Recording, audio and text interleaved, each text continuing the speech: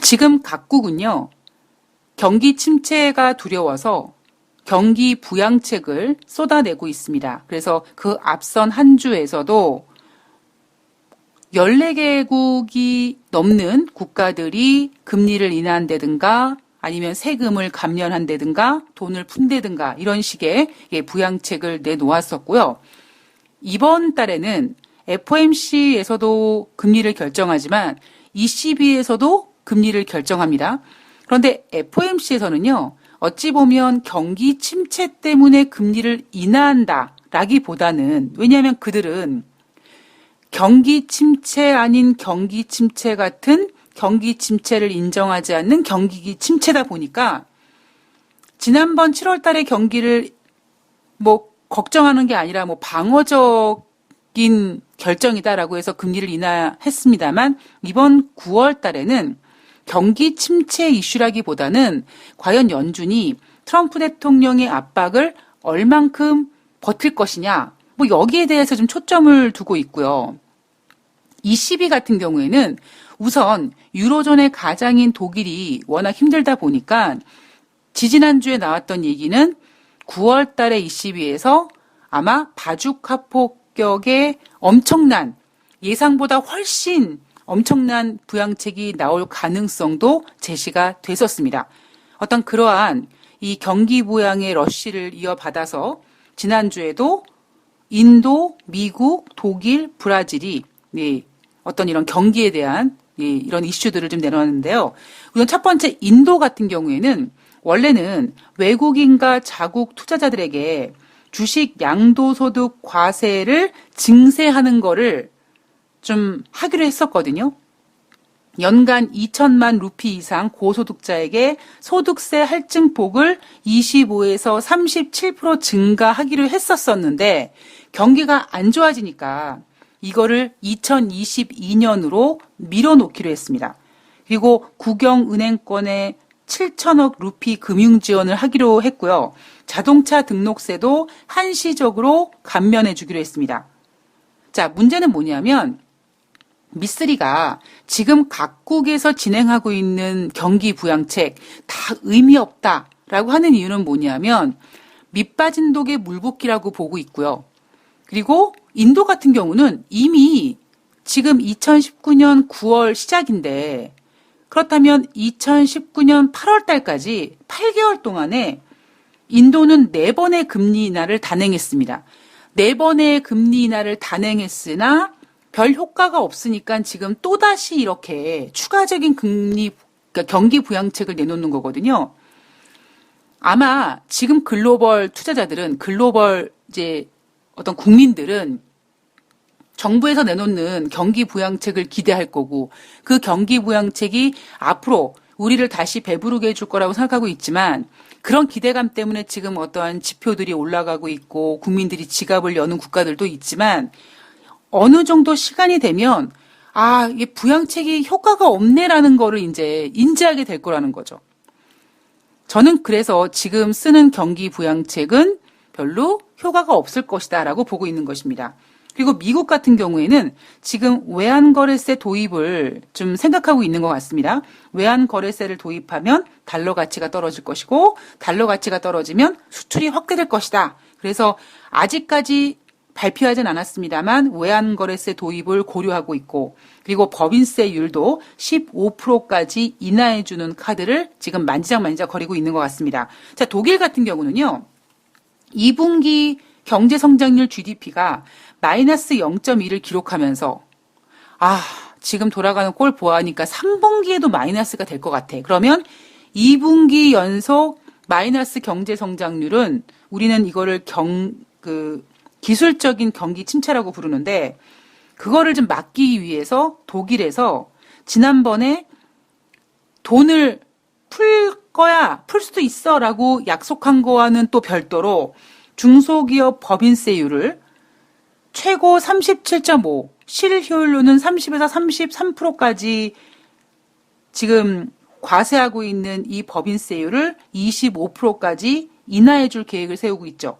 자, 어떤 부분을 감면해 줄 것인가? 동독과 서독이 합치면서 좀 가난한 동독을 도와주자. 그걸 위해서 만들었던 연대세를 점진적으로 단계적으로 2021년까지 폐지하는 계획을 세웠습니다. 그리고 민간 기업의 세금 상한제 폐지 도입 계획도 제안했고요. 또 관료제적인 공공 시스템을 개선해서 중소기업의 행정 부담을 10억 유로 정도 절감해 줄 계획도 세웠습니다. 자, 브라질 같은 경우는요. 1분기 경제 성장률이 마이너스 0.1이었습니다. 브라질도 앞서서 경기 부양책을 제시했죠. 뭐 다행스러운 거는 2분기에는 GDP가 0.4% 증가를 보이면서 기술적인 경기 침체는 벗어났다라고 합니다. 그러나 저는 이게 솔직히 좀 일시적이라고 봐요. 예, 일시적이다. 그러니까 다시 3분기에는 마이너스가 나올 가능성이 있다라는 겁니다. 자, 이탈리아 이야기로 넘어가면 제가 8월 달 마지막 주를 보내면서 제가 어제 방송에서도 미쓰리가 7월 달 말에는요.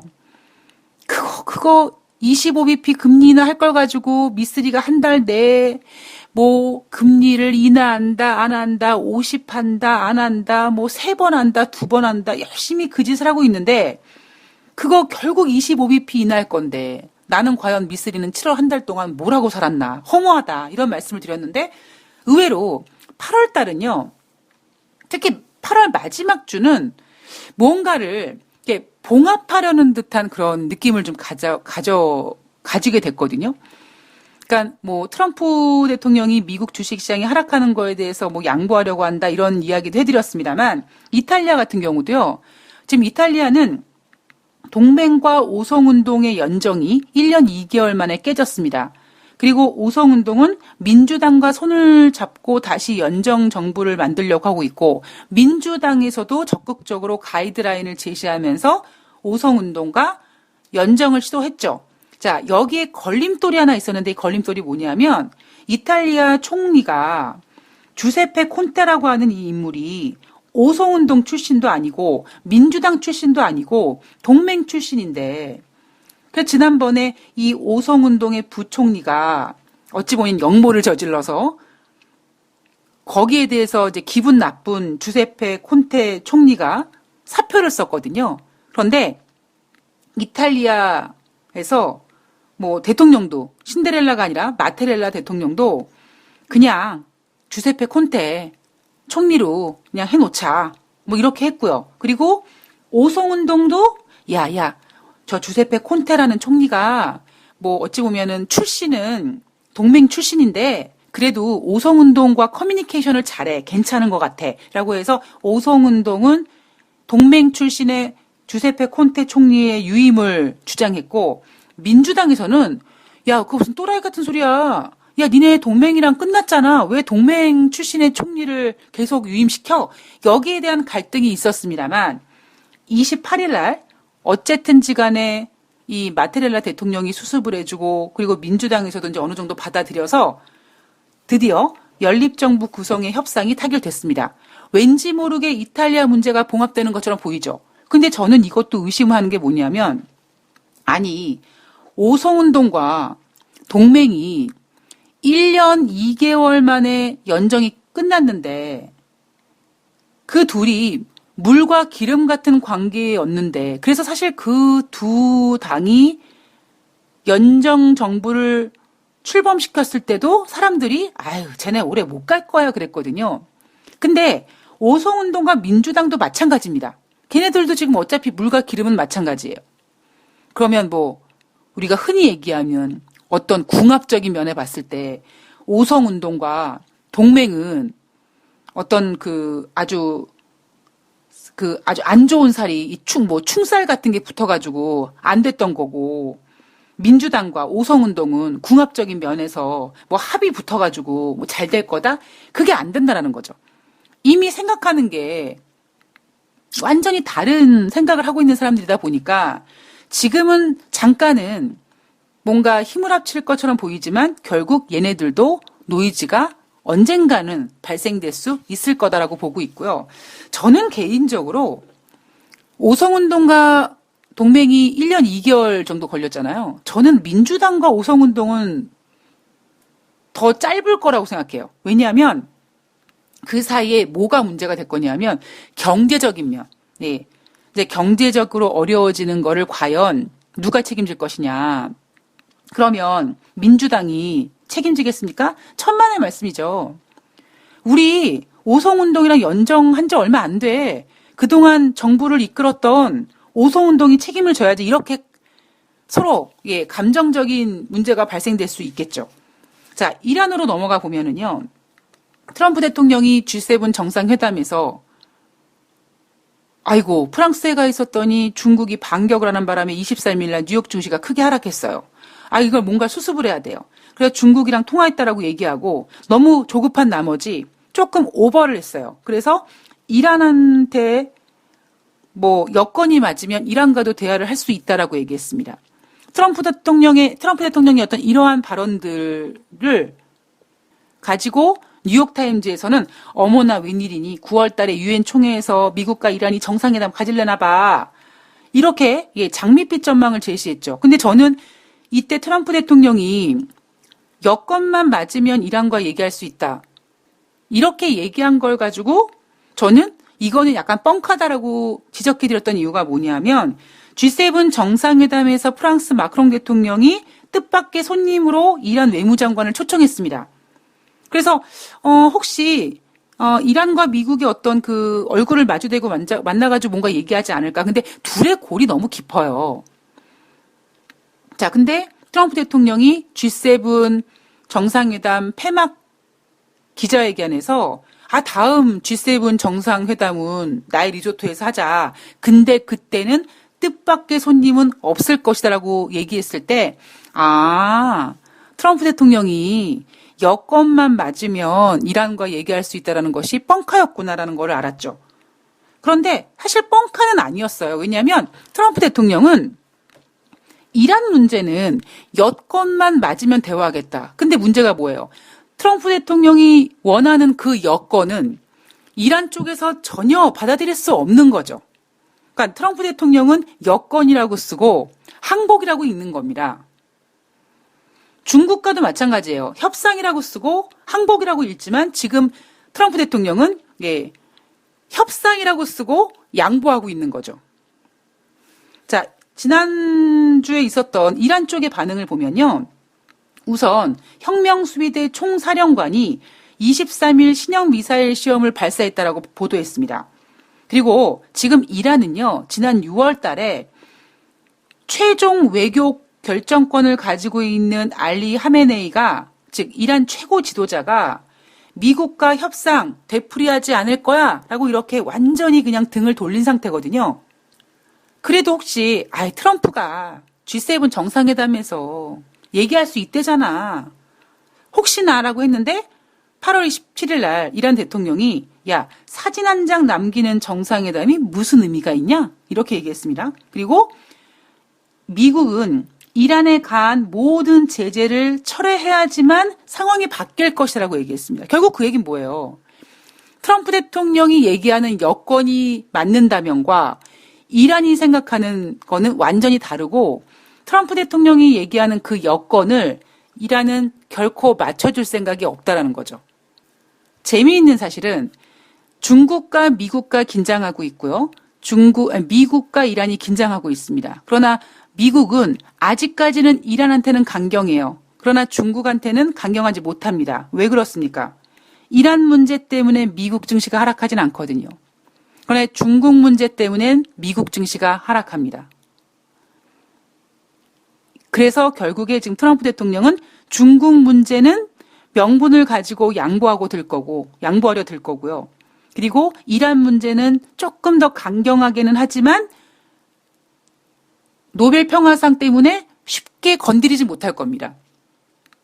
그리고 포인트는 중국 입장에서는 트럼프 대통령이 명분을 가지고 증시가 망가지지 않는 정도 선에서 명분을 주고 자기가 한 발씩 후퇴하겠죠. 과연 중국 쪽에서 얼마나 여우처럼 미국에게 더 뜯어낼지 이게 또 관건이겠죠. 자, 영국 문제로 넘어가면은요. 자, 보리스 총리가 지난 일주일 동안 많은 일들을 했습니다. 첫 번째는 유럽연합과 합의한 390억 파운드의 위자료. 너무 많이 내는 것 같아. 그냥 90억 파운드만 내자라고 얘기했고 시장에서는 90억 파운드도 안 낼 거야. 제 보리스 총리는 더럽게 짠 인간이어서 아마 70억 파운드밖에 안 낼 거야. 이렇게 얘기가 나왔었습니다. 자, 보리스 총리가 뭐라고 얘기했냐면 브렉시트가 돼도 뭐 의약품이라든가 이런 것들이 충분히 공급이 돼서 피해가 극히 적을 것이다. 자, 그리고 9월달 유엔 연차총회에서 유럽연합과 영국이 만날 가능성이 제시가 됐는데 이미 지금 9월달 초부터 일주일에 2번씩 협상이 진행될 겁니다. 그리고 이 협상을 어찌 보면 주도하고 판을 만들어준 나라가 바로 독일인 거죠. 자, EU 집행위원회에서는 영국이 노딜이 되더라도 이혼 합의금 390억 파운드 내야 된다라고 얘기했고요. 담낭 수술을 마치고 업무에 복귀한 융커 위원장은 업무에 복귀하자마자 20분간 보리스 총리와 통화를 했습니다. 그리고는 노딜을 피하기 위해서 할 수 있는 모든 것을 할 것이라고 얘기를 했거든요. 자, 보리스 총리가 뭐라고 얘기했냐면 무슨 짓을 했냐면 9월 둘째 주, 그러니까 첫 번째는 이 유럽연합과 합의한 390억 파운드 위자료 다 안 내겠다라고 선전포고했고 두 번째는 영국의 의회를 정회시켰습니다. 영국의 의회는 9월 3일 날 열리는데요. 딱 일주일만 열리게 하고 9월 둘째 주부터 10월 중순까지 의회의 문을 닫아버리게 만들었습니다. 자, 야당이 가만히 있지 않겠죠? 야당이 회동을 했습니다. 그래서 우리 정부 불신임안 제출하자. 그래서 노딜 브렉시트를 원천 봉쇄하자. 이런 합의를 이끌어내기 위해서 모였는데 보리스 총리가 걔네들끼리 모이지 못하게 하기 위해서 어떤 그런 것들의 진행사항을 막기 위해서 의회를 막아버린 거죠. 자, 영국 국민들은 보리스 총리의 이렇게 영국 의회 정회에 대해서 불만을 품고 영국 의회 사이트에다가 반대 청원을 계속 올리고 있다고 합니다. 45만 명이 벌써 돌파했는데 지금 며칠이 지났으니까 더 많아졌겠죠. 영국과 유럽연합은 9월 초부터 일주일에 2번씩 협상을 이어갈 거고요. 여기에 판을 깔아준 건 누구다? 독일이다. 마크롱 대통령은 그냥 되게 회의적이라면 우리 좋은 게 좋은 거다라고 생각하고 있는 메르켈 총리가 보리스 총리한테 30일 안에 하드보더에 대한 어떤 대안책을 가지고 와라.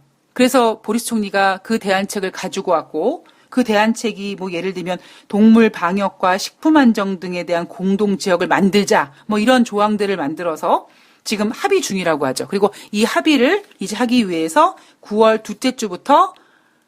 첫 번째 주부터 이제 일주일에 2번씩 협상을 한다고 합니다. 왠지 보면 아까 이탈리아도 오성운동과 민주당이 연정에 성공했다.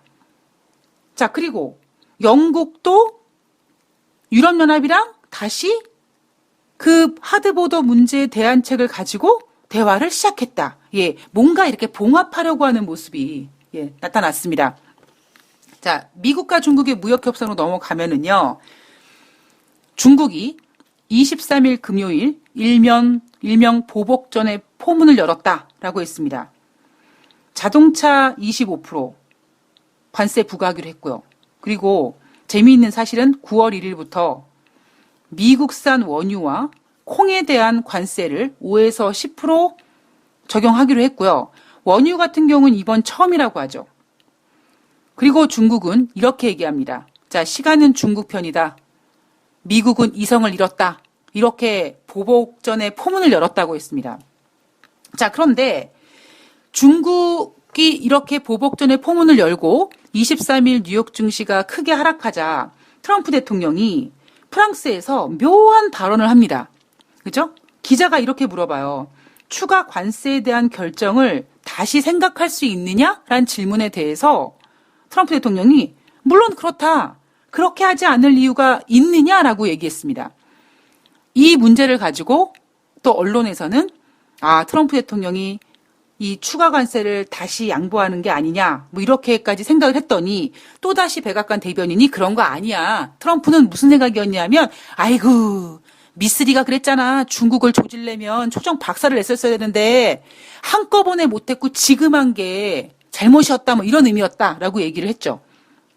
자, 그렇게 트럼프 대통령이 백악관 대변인의 생각이 맞을지 아니면은 기자들의 생각이 맞을지 모르겠습니다만 G7 정상회담에 참석한 트럼프 대통령이 23일 미국 주식시장이 하락하는 거를 보고 묘한 발언을 했습니다. 그 전에는요, 국가 비상사태 언급하면서 압박을 했었던 게 바로 트럼프였었거든요.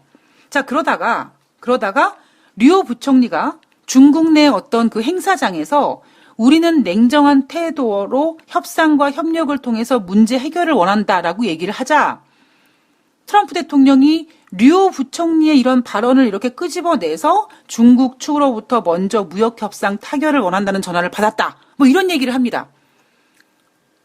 그래서 뉴욕 증시가 안정을 찾기 시작하죠. 자, 그런데 이게 시간이 지나가면서 중국이 내 기억으로는 두 나라가 통한 게 없는 것 같은데 뭐 이런 어떤 액션을 보였습니다. 중국 쪽에서.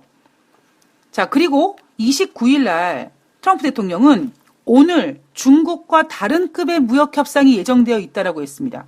그런데 29일 날 아무 일도 일어나지 않았어요. 자, 그리고 중국에서도 이런 얘기를 합니다. 의미 있는 소통은 이어가고 있다. 공개할 구체적인 정보는 없다. 9월 협상을 위해서 지속할 수 있는 조건을 조성할 것이다. 이게 제일 중요하다라고 얘기했습니다. 결국 그 얘기는 뭐냐면 중국 쪽에서는 9월 달 협상을 예정대로 진행하기 위해서는 뭔가 우리 중국 쪽에서 미국으로 갈 수 있는 어떤 좀 뭘 좀 줘봐. 뭐 그래야지 우리가 워싱턴 가지. 쓸데없이 아무것도 없이 그냥 왔다 갔다 할 필요가 뭐가 있니? 약간 이런 뉘앙스였던 거죠. 그래서 29일 날 트럼프 대통령이 오늘 중국과 다른 급의 무역 협상이 예정되어 있다라고 얘기했는데 사실 그 뒤에 내용은 지금 아무것도 나온 게 없습니다만 그 뒤에 트럼프 대통령이 30일 날 9월 달 무역 협상을 진행할 것이다 라고 얘기했고 그리고 거기에 포함된 내용이 뭐냐면 우리가 이렇게 중국이랑 무역 협상을 하기 때문에 중국이 홍콩을 크게 압박하지 못하는 거다라고 얘기를 했으니까 그 스토리를 이렇게 잡아서 얘기를 해보면 트럼프 대통령이 9월 달 협상을 위해서 중국에게 뭔가를 양보할 것이다. 그리고 중국 측에서도 분명히 9월 달 협상을 위해서는 그 협상을 지속할 수 있는 무언가 조건이 조성돼야 된다라고 얘기했기 때문에 중국 입장에서는 야, 우리 워싱턴 갈 테니까 뭘 좀 줘봐. 야, 아무것도 없이 우리가 왜 가냐? 뭐 이런 거였고 그러면 결국 트럼프 대통령은 중국과 협상을 하기 위해서 중국에게 무언가를 양보할 거고요. 그리고 그 양보는 나 종이호랑이 아니거든? 이런 거를 약간 보여주기 위해서 야, 우리가 이렇게 중국한테 양보하는 거는 다 홍콩을 위해서야. 이런 액션을 취하는 게 아닐까. 저는 사실 머릿속에 그거밖에 안 떠올라요, 지금. 그리고 트럼프 대통령은 다시 GM에게 미국으로 컴백해라라고 했습니다. 자, 어쨌든 9월 1일부터 지금 3천억 달러어치 일부 품목에 대해서 기존의 10%에서 15%로 5% 관세 인상을 했습니다. 나머지 품목은 12월 15일 날 부과되고요. 그 나머지 품목도 마찬가지로 10에서 15%로 5% 관세 인상이 됐습니다.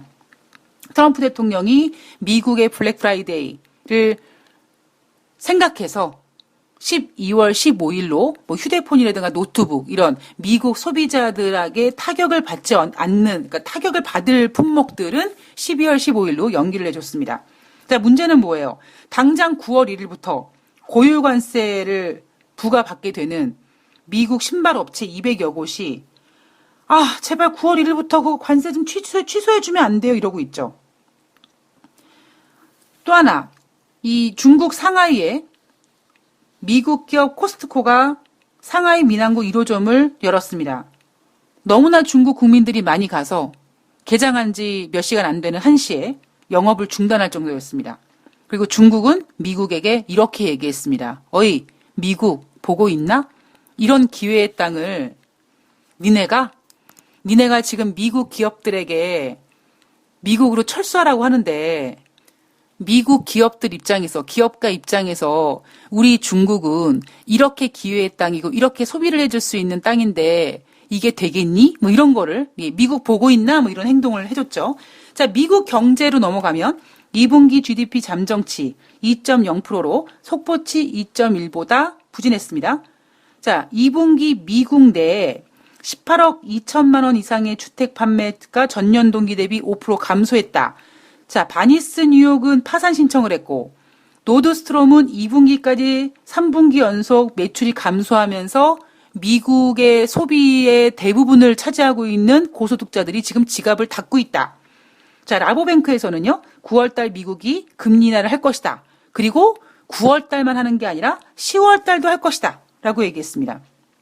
자, 그러자 트럼프 대통령이 어쨌든지 간에 이렇게 뭔가 수습을 하려고 얘기하니까 당장 마켓워치에서 미국 증시가 순이익 침체기 가능하지만 이것이 증시 전망에 미치는 영향은 미미하다. 이게 참 웃긴 얘기예요, 여러분. 그죠? 아니, 정말 주식의 본질은 그 기업이 얼만큼 영업을 잘해서, 얼만큼 잘 팔아서, 얼만큼 매출을 기록하고, 얼만큼 영업이익을 달성하고, 영업이익 중에서도 얼만큼 순이익을 달성하는지, 그 순이익에 따라서 이 기업이 참 장사를 잘했구나 못했구나 어떤 그런 판단으로 주식을 해야 되는데 지금 마켓워치 얘기를 따르면 미국 증시가 순이익 침체기가 접어들었는데도 증시는 올라갈 거라는 거죠. 물론 이 말이 현실적으로는 맞아요. 뭐 우리가 언제부터 주식을 그렇게 뭐 펀더멘털 타령하면서 했습니까? 예, 펀더멘털 타령은 주가가 겁나게 하락했을 때 애널리스트들이 이 기업 망하지 않으니까 그냥 다른 거 추천할 종목 없는데 어떤 종목이 올라갈지 모르는데 그냥 우량주 사세요. 펀더멘탈 괜찮아. 이렇게 얘기하는 게 펀더멘탈인데 문제는 지금 이 마켓워치가 순이익 침체기에 접어든 미국 증시가 괜찮을 거라는 거죠. 자, 금리 인하에 관련돼서는 트럼프 대통령은 연준을 압박하고요. 그리고 더들리 전 뉴욕 연방은행 총재는 트럼프 대통령 압박에 굴하지 말아라. 만약에 트럼프 대통령의 재선을 위해서 연준이 트럼프 대통령의 개가 된다면, 뭐 제 표현을 따르면, 그러면 나중에 경기 침체가 왔을 때 정말 연준이 마치 히든카드처럼 이렇게 금리를 딱 인하해서 뭔가를 경기를 딱 부양해줘야 되는 그런 기능을 잃어버린다라고 조언을 해줬습니다. 자, 이게 바로 지난주 한 주 동안에 있었던 글로벌 이슈입니다. 이탈리아 문제라든가 영국 문제는 뭔가 봉합되는 듯한 느낌. 그리고 이란과의 문제는 결국 G7 정상회담에서 트럼프 대통령이 미국 증시가 하락하니까 너무나 이제 당황해서 이걸 수습하기 위해서 뭔가 호재를 던져야 되니까 중국과 통화했다라는 호재와 함께 이제 조금 더해서 이제 이란과 얘기할 수 있다라는 얘기를 그냥 던진 거였죠. 자, 그리고 중국 문제 같은 경우는 중국에 있는 미국 기업들이 철수해서 중국이 아이고 무서워. 미국 기업이 철수하면 어떡해. 우리 손들게요. 이게 아니라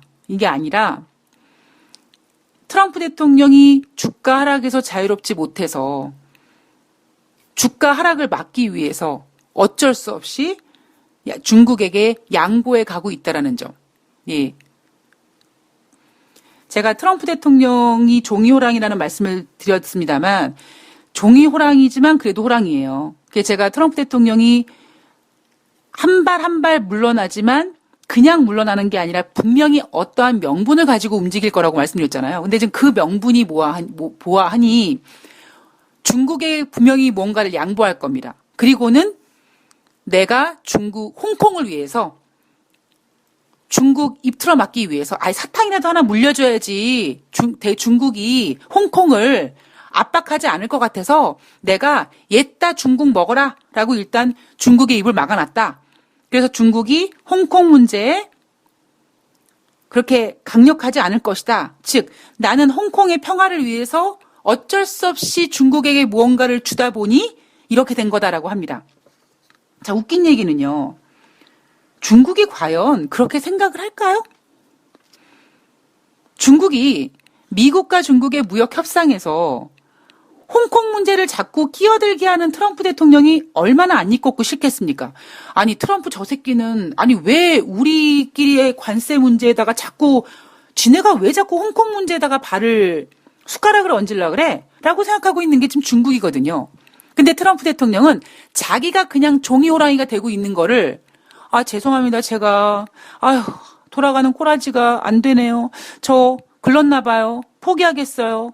하나씩 물러나겠어요? 라고 얘기 못 한단 말이에요. 여러분, 그게 얼마나 어려운 일인데요. 그게 죽기보다 어려운 일이에요. 그렇게 어떤 자신의 어떤 약한 모습이라든가 내가 더 이상 강하지 못하다는 걸 인정하는 게 이게 죽기보다 어려운 사람들입니다. 그런 사람들은. 그런데 중국 입장에서는 트럼프 대통령이 홍콩을 위해서 중국에게 양보를 한다는 얘기하면 웃길 거예요. 예. 웃길 거지만 중국 입장에서는 미국이 양보해 주는데 메이원티 뭐가 문제겠습니까? 그죠? 예. 오케이 콜 받아들일 겁니다. 근데 여기서 이제 얼만큼 더 양보를 할 거냐 이게 이제 관건이겠죠. 근데 저는 미국과 중국의 무역 분쟁은 이렇게 종이 호랑이가 되는 트럼프 대통령 때문에 이런 식으로 이제 협상이 진행되고 이러다가 또 이제 지리멸렬. 만약에 여기서 다가오는 한 주에 트럼프 대통령이 또 갑자기 또 또라이 같은 짓을 한다. 응? 전혀 양보하지 않는다든가 어찌 보면 더 강력하게 무언가를 했을 때 누가 가장 많이 피해를 보겠습니까? 미국 증시거든요.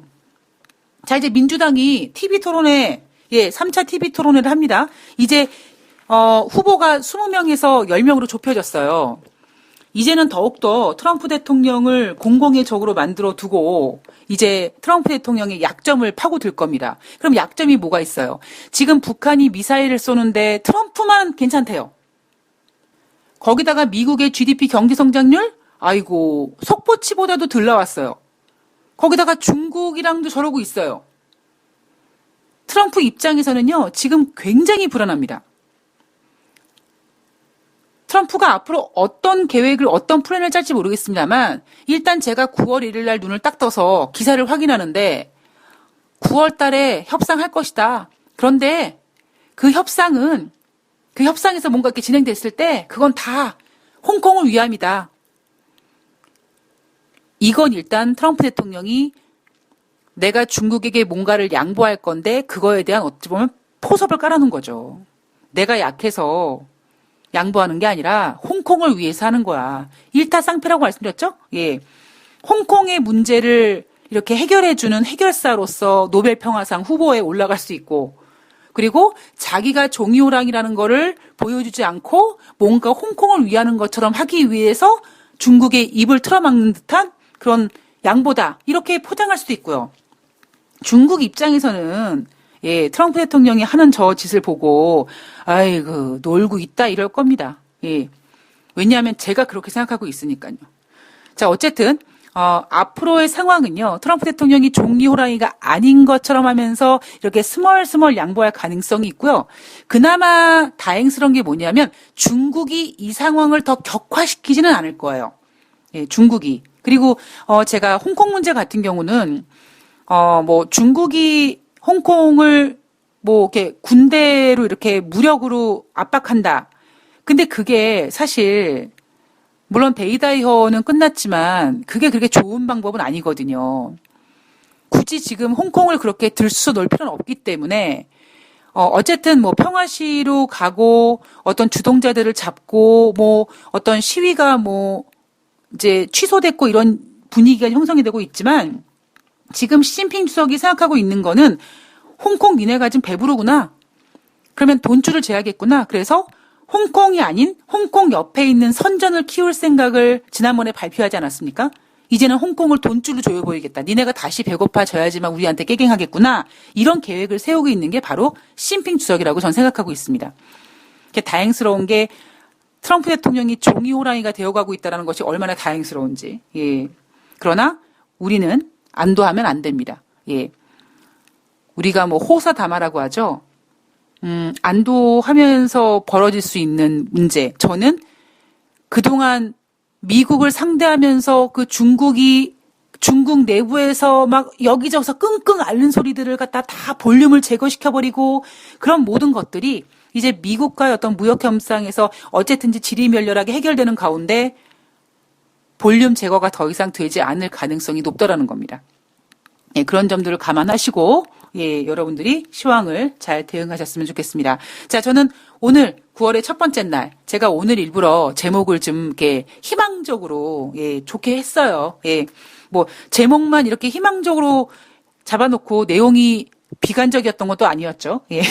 그래서 돈다방 미스리가 뭔가 이미지를 좀 바꿔야 되는 예, 비관적인 방송이 아니라는 거, 다양한 시각을 전해드릴 수 있고 그리고 지금 시점에서 조금 더 좀 여러분들한테 그래 미스리 얘기 들어보니까 그럴 수 있겠다 뭐 이런 거. 그런데 그럴 수 있겠다라는 생각을 하게끔은 만들지만 거기다가 대고 이제 주식을 사야 되는 건 아닌 시점인 거죠. 지금 상황에서도. 예. 여러분께서 하여튼 9월 첫 번째 시작 잘 하셨으면 좋겠습니다. 저는 오늘 방송을 이제 마치고 이따 낮에 예, 9월 1일 첫날에 또 기획방송에서 여러분들을 예, 찾아뵙는 시간을 만들어 보도록 하겠습니다. 자, 9월달 화이팅 하시고요. 예, 저는 왠지 9월달에 좋은 일이 생길 것 같은데 예, 저의 좋은 기운을 돈다방 미스리 청취자님들과 같이 나눌 수 있는 예, 그런 좋은 한 달이 되었으면 좋겠습니다. 저는 9월 2일 월요일 날 뵙겠습니다. 고맙습니다.